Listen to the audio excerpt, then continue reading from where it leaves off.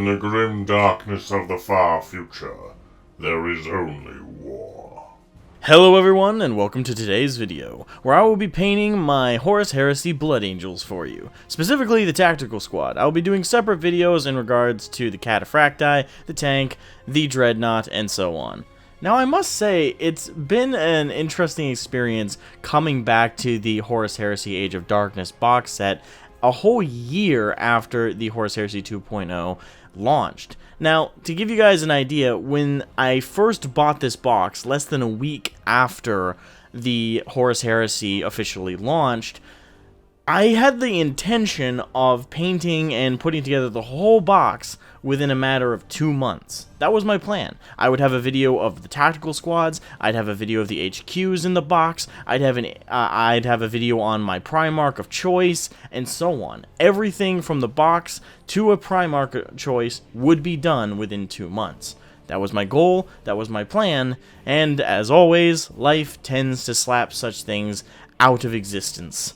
And my plan was completely destroyed, baffled, what have you, with a series of IRL interruptions, we'll call them. Additionally, I also ramped up development of my own tabletop wargame called Warglaive Gothic, which to this day is still my primary project in the background of everything else.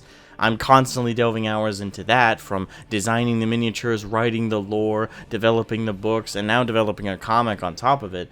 I have a very full plate with that as the sole developer and proprietor of my own tabletop wargame. So, getting back to my existing hobby of the Horus Heresy and the box set has been a bit of a chore, but I decided to take some time in the last couple weeks to just finish my initial project with the Tactical Squad, which you guys are seeing in the background of this video. And it was a blast. It was a blast to come back to them and see what I did with the initial wave of models, and then see how I could finish up the next 5 in that given squad. Now, of course, there's multiple tactical squads in the box, and all of those I will get to in due course. I've actually been 3D printing a lot of assets and upgrade sprues for specifically my Blood Angels. But with this initial squad, it was pretty much just the raw box, with the exception of the base and the heads, mainly because I didn't want to run pure beakies, since I'm not a Raven Guard player, and outside of the Raven Guard, not a single legion loved the beaky armor. It was very unpopular lore-wise amongst the legions during the Horus Heresy and after its initial inception. To help streamline the process of painting my Blood Angels, I base coated all of the Marine Citadel's Mephiston Red primer spray.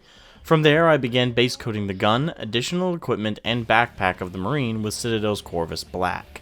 A step I arguably skipped, which would have really enhanced the miniature, was a dry brush of vibrant orange or reddish orange to add an edge highlight and slight fade onto the armor.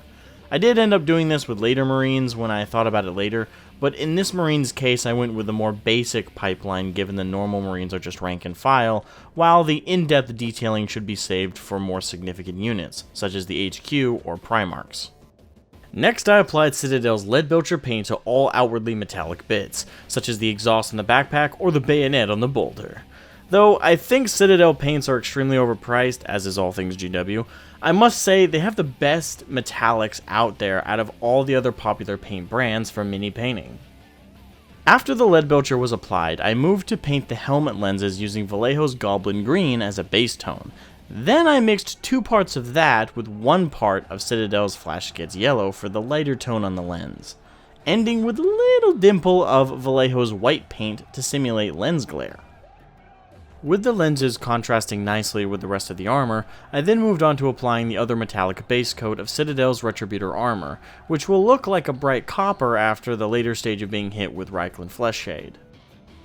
And with that, all base coating on the miniature itself is done. So I then moved on to doing the same for the base, hitting the stone with Vallejo's Stonewall Grey with a dash of Vallejo's Black mixed in, and then Leadbelcher on the metal elements of the base.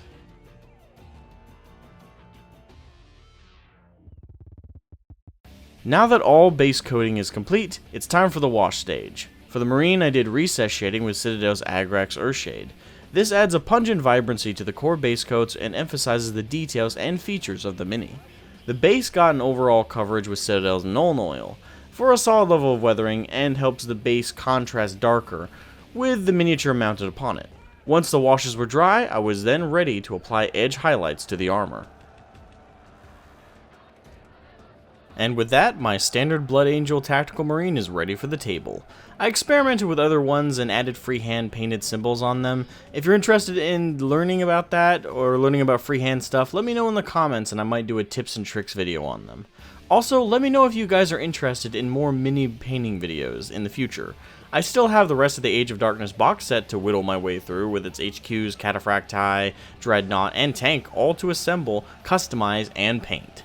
Anyway, that's it from me, guys. Hope you all have an amazing day, and remember, Death to the heretical grey.